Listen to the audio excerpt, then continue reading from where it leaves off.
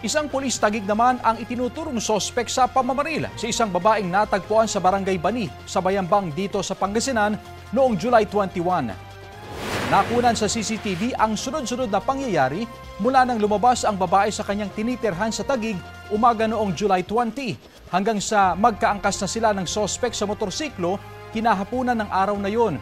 Kinagabihan, nahagip din sila sa CCTV na dumaan sa dalawang barangay sa Bayambang.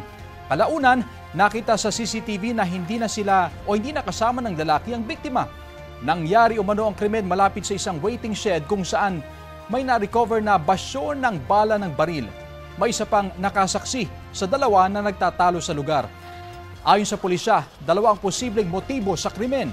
Una ay crime of passion at pangalawa, tungkol sa hindi pa nabayarang utang ng sospek sa biktima.